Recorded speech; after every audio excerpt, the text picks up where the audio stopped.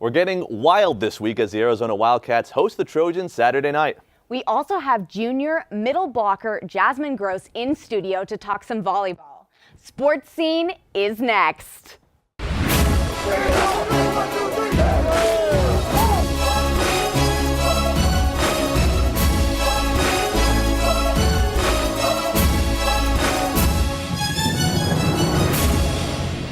Welcome back to Sports Scene here from the Annenberg Media Center. I'm Keith DeMolder. And I'm Chloe Krizikopoulos. USC football scored a wild win on Friday night, but the Trojans aren't getting too ahead of themselves. Playing in their third road game in just 4 weeks, the Trojans will battle the Wildcats in Tucson in a huge Pac-12 South matchup. Arizona got off to a slow start, but have easily won their last 2 games. Their biggest weapon is Khalil Tate, but he's had an ankle injury and has not been used by Sumlin in the same way as he has last season. Because of his ankle, Sumlin has had to make adjustments to his offense. The junior quarterback has rushed for just 23 times for 31 yards and 2 scores this season. For comparison, at the same time last year, Tate had thrown 55 fewer passes and scrambled for an unbelievable 840 yards and 8 touchdowns. Annenberg Media talked with head coach Clay Helton yesterday about what to expect from a very loaded Arizona offense. The running back and J.J. Taylor, who did a heck of a job last week with 286 yards versus Oregon State, and then mixing the RPO game and the play action shots off of it. And you look up and Khalil's throwing for 260 yards a game. They're rushing for 240, and they're an explosive offense. On defense, U of A has had success thanks to their linebackers. Against Oregon State, Tony Fields had 5 solo tackles and 5 assists, while Colin Schooler recorded 7 tackles and a sack. Both are going to try and expose a USC offensive line that has struggled to protect the quarterback and open running lanes this year. On the other side of the field, the Trojans have a high-powered offense led by freshman quarterback JT Daniels. Daniels threw for 241 yards and 3 touchdowns last week against Washington State, while Vavae Malapei rushed for 2 scores. So the biggest question for Saturday will be, will this USC offense throw the football or will they rely on the run? Daniels is confident that this offense will be executing with minimal mistakes. I think I'm more confident that we'll just keep getting better and better. If you look at the general trend of all of our games, I think there's been like 1 or 2 things off in each game as an offense. That last Friday, there wasn't anything that was just off. Now we just got to improve in every area and just keep getting better at the things that we're now starting to execute on. The Trojans play at Arizona this Saturday, but they can't wait until the second half of the game to get into their offensive rhythm. Now, we toss it to Alexandra Demetrio with an injury update. Thanks, Keith and Chloe. We have a few injuries to update you on as we look forward to Saturday's game against Arizona. Amon-Ra St. Brown was limited at yesterday's practice after an AC shoulder sprain, meaning that he injured one of the ligaments holding together his collarbone and his shoulder blade. This kind of injury makes it painful to move your arm over your head or across your body, and it also makes it hard to lift heavy objects.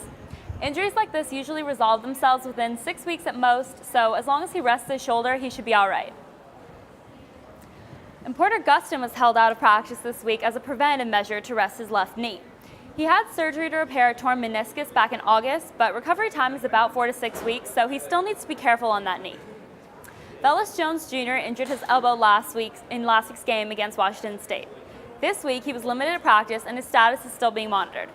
That's all for this week's injury update. Back to you at the studio. Thanks so much, Alexandra. I'm now joined by an athlete who is thankfully healthy and thriving for the USC women's volleyball team. Here in studio is junior middle blocker Jasmine Gross. Jasmine, thanks so much for coming here today. Thanks for having me. So Jasmine, like every great story, we got to start from the beginning. Interestingly enough, both of your parents are head coaches for the tennis team at the University of Portland. How did you start from, tennis to now playing volleyball? Two games with nets, but one with the ball, one with the racket. Yeah, so I played tennis all throughout elementary school. I just didn't love being alone on the side of a net. I love team sports. So I got into basketball, actually, was the first thing I got into. And I loved it, but my freshman year of high school, I decided to try out for the volleyball team just because I was tall and I made it. We ended up winning state that year, and I just fell in love with it and just kept going with it. So it's been great. Initially, you were a Pepperdine Wave. Now you're a USC Trojan. How has that transition been from coming from Malibu all the way here to LA? It's not that far of a distance, but it's definitely the schools are very different. But USC is great, and the coaching staff is great, and I just had a great time with the girls. So it's been a smooth transition. You've had a fantastic year this year: 63 blocks, 27 digs, 91 kills.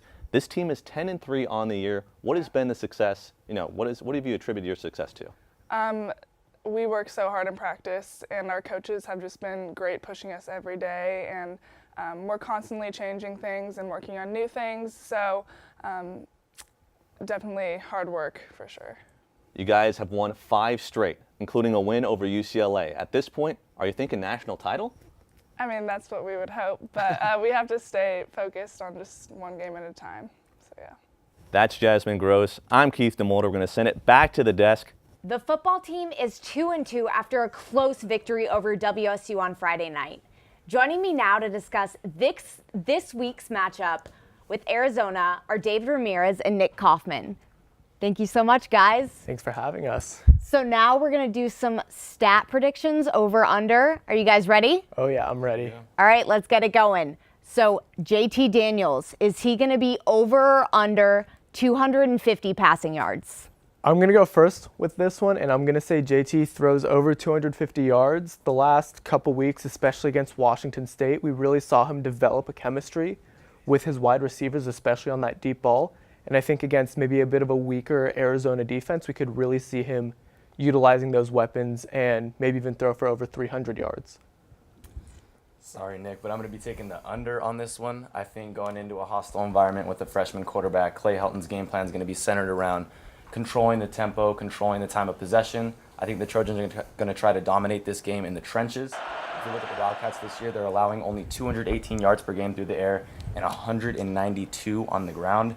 So I think with a three-headed beast of Malapei, Carr, and Ware, JT will make the throws he needs to, but he's definitely staying under 250 yards. All right, well now let's move over to the defense. Over under 400 total yards allowed by USC's defense. I'm going to take the under again. I believe if you look at last year's game with the Wildcats, it was a 49-35 win for the Trojans in an absolute shootout at the Coliseum. And I think, again, in that game, you saw so much offense from Khalil Tate and J.J. Taylor. They only had 380 yards offense. I believe this year the game is going to be a lot slower, much lower scoring, and I think the Trojans will definitely keep them under 400 yards. I'm going to be the pessimist in this situation and go with the over. I do think while the Trojans may have been able to contain Tate a little bit last year, they had a much better pass rush. This year we haven't really seen USC's defense develop into what it truly could be. So I think they'll have a tough time, even with an injured Khalil Tate, controlling him, keeping him in the pocket, and I could easily see Arizona going for over 400 yards against the Trojans this weekend. Well, I guess we're going to find out on Saturday. Now, let's toss it to Nathan Hyun for an update on USC fall sports. The top-ranked USC men's water polo team dominates every single game, while the USC women's soccer team has yet to lose a game, keeping their opponents at bay every time out. While I've got you covered this week, it's time to light the torch. After spectacular performances all season, the top-ranked men's water polo team had their closest game yet. Last Saturday, the men's water polo team had a gutsy win against the number 6 Pacific Tigers by the close score of 11-8. After falling behind early, the men's water polo team had to fight hard. After trailing by 3, the Trojans were able to score 5 straight to take the lead, thanks to Jacob Merced, who has been the star player for the team this season. The Trojans take on the USC Santa Barbara Gauchos this Sunday at the Uzenzu Aquatic Center. Just practice on stuff that we needed to work on in the previous game. Like, we can't be going down 4-1 against UOP like that. So we definitely need to fix a few things, and we'll do that this weekend. Now, to the team who has yet to understand what it is like to lose. The number 2 USC women's soccer team started Pac-12 play as strong as ever, beating the University of Washington Huskies 3-0. Leah Pruitt, with 7 goals already to her name this year, scored a goal and assisted en route to the win against the Huskies. With 8 wins and 1 tie, the team is clearly not showing any signs of slowing down. They are preparing to play their biggest game of the season when they take on the number 1 ranked Stanford Cardinal this Sunday. The torch has been lit. Now over to Faith for the Trojan update. Thanks, Nathan. Many USC alums are dominating the world of pro sports. Let's take a look at how a few Trojans are establishing their dominance in the NFL this season. Running back Javarius Allen, who played for USC from 2011 to 2014, was the first Trojan to score a touchdown this season. He scored 2 touchdowns in Baltimore this weekend, securing the Ravens' 27-14 victory over the Denver Broncos. In the opening 3 weekends of regular season play, Allen has scored 4 touchdowns overall.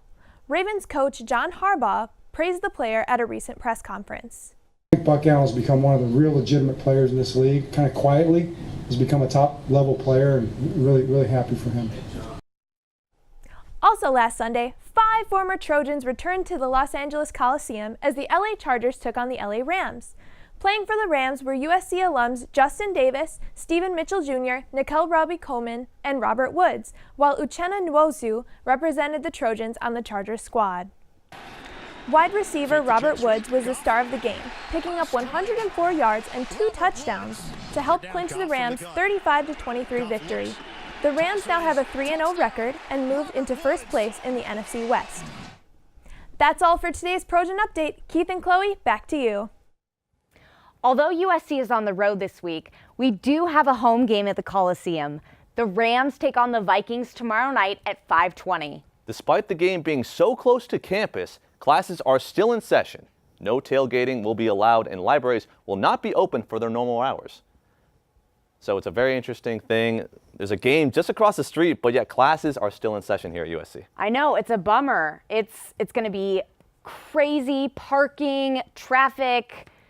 Do not want to deal with that. As if traffic in LA already wasn't bad enough, but that's all the time we have here today. Thank you all for tuning in to the first episode of Sports Scene. Please follow us on Facebook and Twitter at Annenberg Media Sports. I'm Keith DeMolder. And I'm Chloe Christopoulos. We'll see you next week.